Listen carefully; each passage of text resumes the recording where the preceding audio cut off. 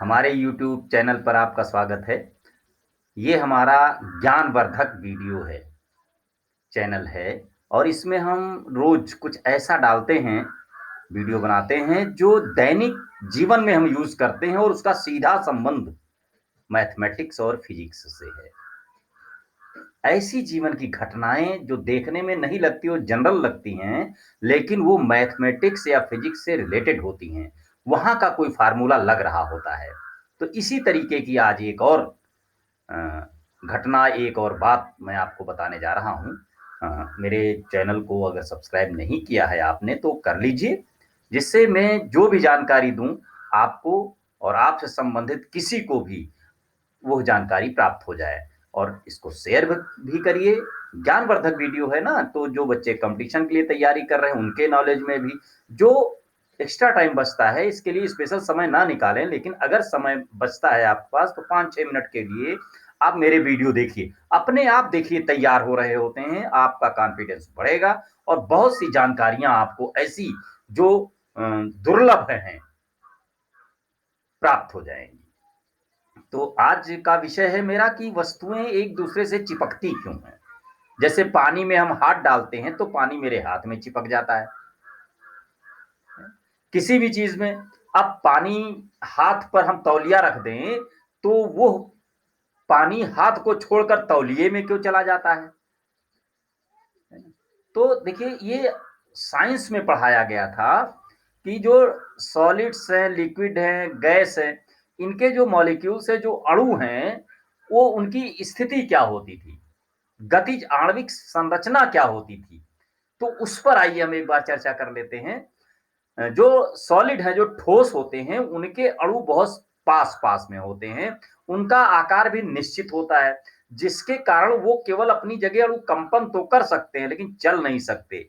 उनके अणु आपस में बहुत मजबूती से बंधे हुए होते हैं, भाई काफी घने घने होते हैं। जैसे सॉलिड है तो उसके अणु बिल्कुल पास पास, यूं मान लीजिए बिल्कुल छुए छुए होते हैं एक दूसरे को। तो ये एक दूसरे को प्रेस करने पर ना तो ये दबते हैं और ना आसानी से दूर हटते हैं। तो ये क्या था, ये अणु आपस में एक अदृश्य, एक आकर्षण से बंधे होते हैं। एक बल लगा होता है इनके बीच, जिसके कारण वो आपस में जुड़े हुए होते हैं, चिपके हुए होते हैं। एक ही पदार्थ के जो अणु हैं वो आपस में जब मिलते, जैसे एक ही पदार्थ है ये, भाई सॉलिड है कोई, तो उसके अणु आपस में जुड़े हुए हैं, आपस में जो चिपके हुए हैं, आपस में जो संपर्क है उनका, उसके बीच में जो बल है उसको ससंजन बल कहते हैं, ससंजक बल भी कहते हैं।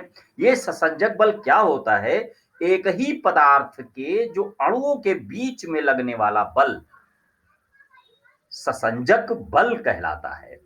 जैसे पानी है तो पानी में एक बूंद थोड़ी पानी, पानी तो बहुत सारा होता है, बहुत सारे अणु हैं उसमें, तो वो अणु एक दूसरे से बंधे हुए होते हैं, मिले हुए होते हैं, जिससे वो एक भारी मात्रा में, ज्यादा मात्रा में वो दिखता है कि ये पानी है। भाई बहुत सारे अणु मिलकर के पूरी बाल्टी भर के पानी दिखाई देता है। तो वो जो पानी है, उसके जो अणु हैं वो एक दूसरे से ग्रुप में रहते हैं। वो ग्रुप में रहने की वजह होती है उनके बीच में लगने वाला बल, वो ससंजक बल होता है, जिसके कारण वो आपस में एक ढेर में, एक ग्रुप में रहते हैं, जिससे भारी मात्रा में उनका आकार बनता है और उनका द्रव्यमान बनता है और दिखाई देता है।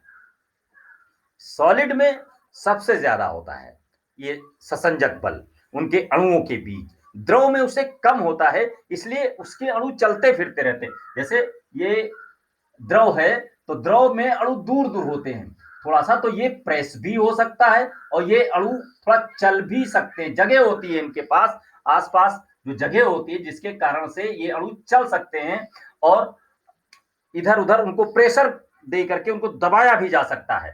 तो इस तरीके से, और गैस में, गैस के अणुओं के बीच लगने वाला ये जो बल है, जो ससंजक बल है, वो बिल्कुल जीरो के बराबर होता है, नहीं होता है। उनके अणु एक दूसरे से बंधे हुए नहीं होते हैं, इसलिए वो फ्री होते हैं पूरे रूम में। कहीं भी वो अणु, सांस के द्वारा कार्बन डाइऑक्साइड निकली वो इधर उधर बिखर जाती है, वो ग्रुप में नहीं रहती, ढेर नहीं बन पाता उनका। वो स्वतंत्र होते हैं क्योंकि अणु अणु के बीच में कोई ससंजक बल काम नहीं करता है, तो बंधे ही नहीं होते हैं, फ्री होते हैं। तो एक ही पदार्थ के जो कई अणु हैं, एक ही पदार्थ, बार बार मैं इस बात को दोहरा रहा हूं कि एक ही पदार्थ के बीच में जो बल लगता है, अणुओं के बीच में जो बल लगता है, उसे हम ससंजक बल कहते हैं। लेकिन ऐसा भी देखा गया है कि वो आपस में तो बंधे रहते हैं, जैसे पानी है, पानी में अगर हम अपना ये पेन डुबो दें तो क्या होता है, पानी के कुछ अणु हमारे पेन पर लग जाते हैं, हमारा हाथ पानी में डालने पर हमारा हाथ गीला हो जाता है।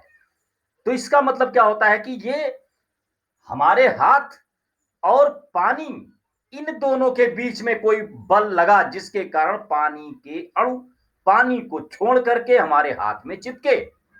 ये बल जिसमें एक पदार्थ के अणु और दूसरे पदार्थ के अणुओं के बीच में जो बल लगता है, भाई पानी पानी के बीच में लग रहा था, ससंजक बल था, लेकिन पानी और हमारे हाथ के बीच में जो बल लगा उसे असंजक बल कहते हैं। भाई ससंजक बल हो गया, असंजक असंजक बल कहते हैं जब एक पदार्थ के अणु दूसरे पदार्थ के अणुओं के बीच में जो बल लगता है। अब ये वही कारण है, अभी पिछले वीडियो में मैंने एक क्वेश्चन पूछा था कि पानी में हाथ डालने पर पानी हमारे हाथ में लग जाता है और हाथ पर तौलिया रखने से पानी हमारे हाथ को छोड़कर तौलिए में चला जाता है। उसका यही कारण था कि जब ससंजक बल, जैसे ये पानी भरा हुआ है, इनके अणुओं, जैसे ये अणु है और इसके अणुओं के बीच में एक बल है और एक रॉड या पेन इसमें डालिए तो पेन, ये पेन डाल दिया पानी में तो पेन के बीच और पानी के अणुओं के बीच में भी एक बल लगता है। ये बल आपस में जो था वो ससंजक था, ससंजक था, और जो बल ये पानी और वो जो दूसरा पदार्थ डाला गया है उसके बीच में जो बल था वो असंजक था। ये ससंजक था और दूसरा असंजक था।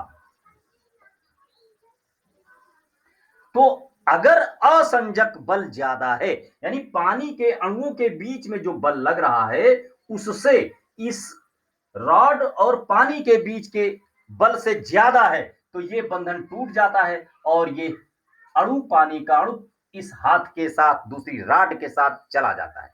बस यही वो कारण था। जैसे भाई इधर पानी पानी, यहां पानी भरा हुआ है, चलिए एक बारीकी से सोचिए, जैसे यहां पर एक रॉड आपने किसी भी चीज की एक छड़ रखी हुई है, ये पानी के अणु हैं और ये रॉड के अणु हैं।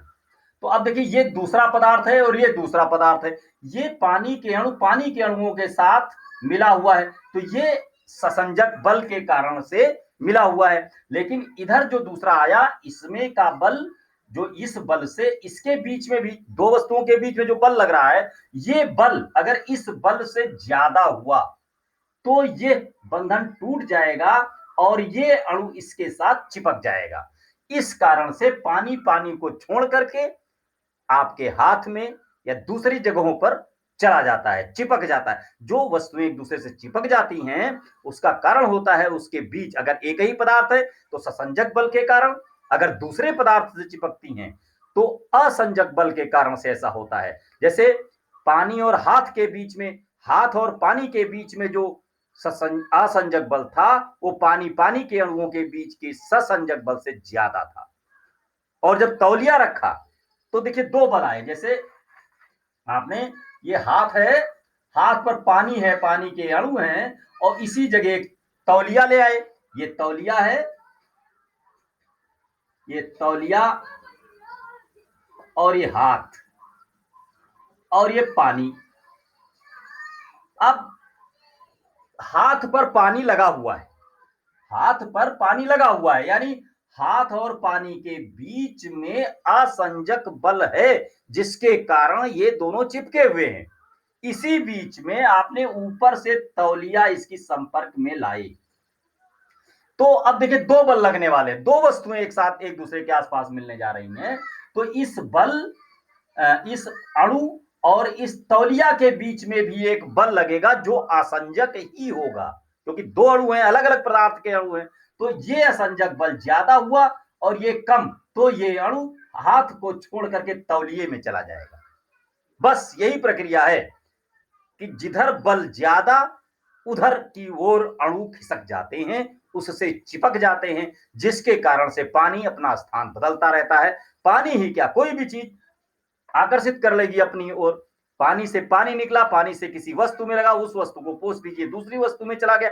तो जिधर जिधर असंजक बल बढ़ता रहता है, जिधर की ओर उसका आकर्षण बल बढ़ता है, उधर की ओर वो पानी चला जाता है, स्थान बदल लेता है। यही कारण था।